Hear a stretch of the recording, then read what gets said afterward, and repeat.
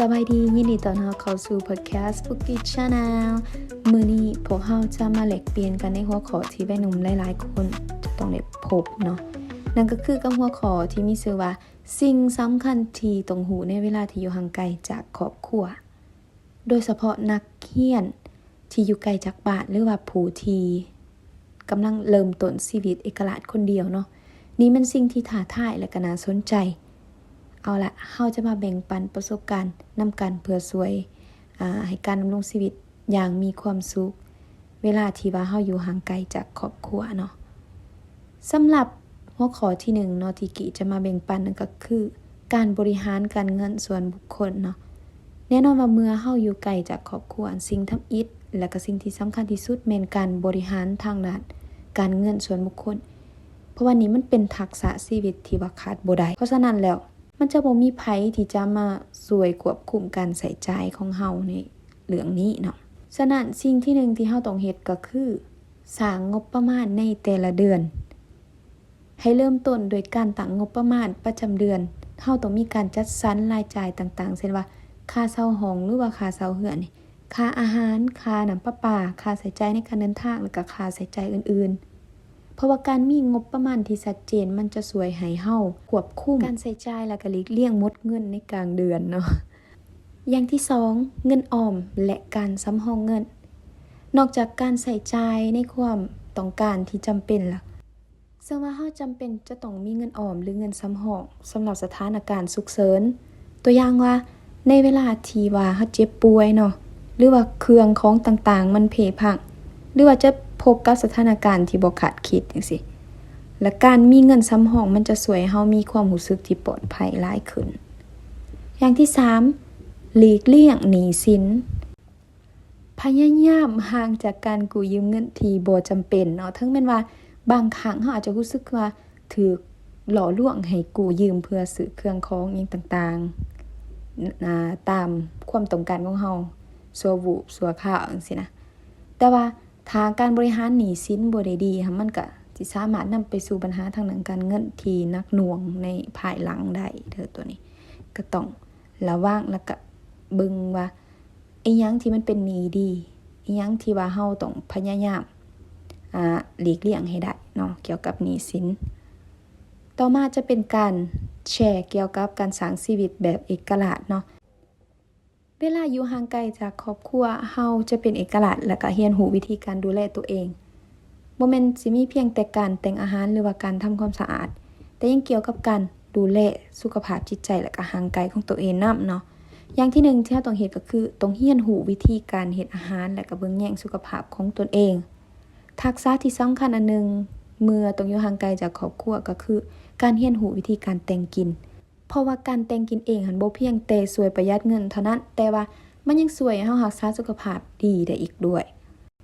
ฝีมือในการแต่งอาหารของเฮานี่บ่จำเป็นต้องไปถึงขั้นเป็นพ่อครัวแม่ครัวมืออาชีพ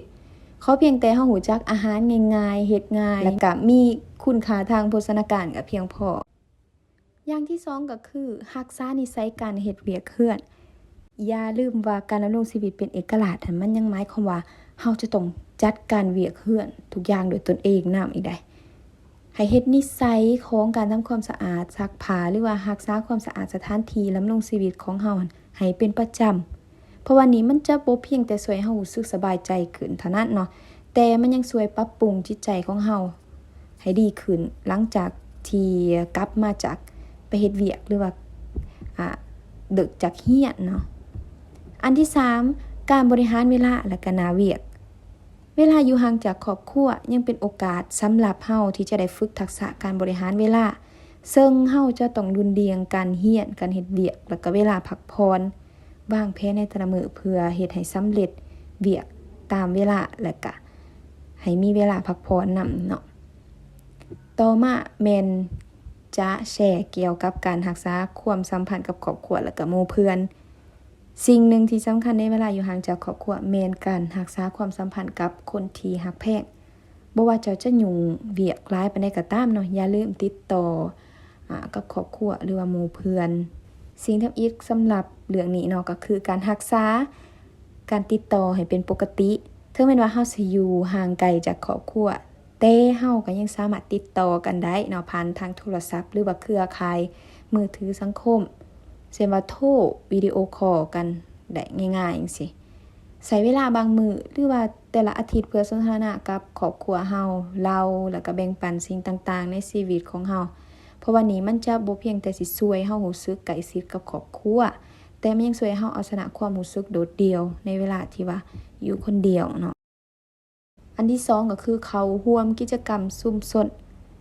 เพื่อหลีกเว้นความรู้สึกโดดเดี่ยวเฮาสามารถเข้าร่วมกิจกรรมชุมชนเช่นว่าสโมสรหรือว่ากลุ่มคนสนใจ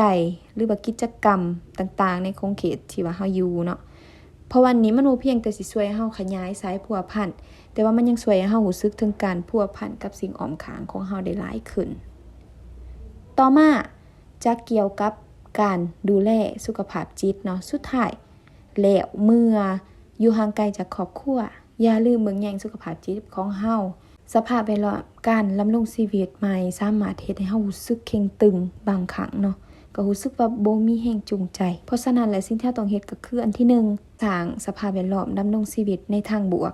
ก็คือสร้างพื้นที่ดำรงชีวิตไปในทางบวกแล้วก็ผ่อนคลายตกแต่งห้องของเฮาให้เหมาะสมกับความมักของเฮาสร้างพื้นที่ที่ว่าช่วยเฮารู้สึกผ่อนคลายหลังจากมื้อที่เฮากลับจากการเรียนหรือว่าการเฮ็ดเวียก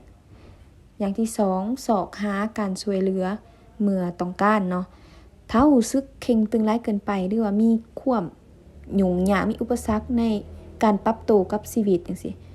อย่าหย้านที่จะสอกหาการสนับสนุนการช่วยเหลือจากหมู่เพื่อนครอบครัวหรือว่านักจิตศาสตร์เนาะบางครั้งการแบ่งปันความรู้สึกและกับความกังวลของเฮามันจะช่วยให้เฮารู้สึกดีหลายขึ้นแล้วเนาะพวกเฮาก็ได้แบ่งปันทริคที่สำคัญเวลาที่ว่าเฮาต้องอยู่ห่างไกลจากครอบครัวถึงแม้ว่าเฮาอาจสิพบกับสิ่งท้าทายหลายๆอย่างแต่ว่าสิ่งท้าทายเหล่านี้มันจะเป็นโอกาสช่วยให้เฮาเติบโตและเรียนรู้ได้หลายในชีวิตเนาะจื่อไว้ว่าการดำรงชีวิตอย่างเป็นเอกลักษณ์บ่เพียงแต่เป็นการเบิ่งแย่งตนเองแต่ยังเป็นโอกาสสำหรับเฮาที่จะได้พัฒนาและก็ค้นพบตัวเองนำเนาะฝากติดตามช่องเฮาในเด้อถ้าฟังแล้วถูกใจอย่าลืมกดไลค์กดแชร์ให้ในเด้อแล้วพบกันใหม่ในตอนต่อไปบ๊ายบาย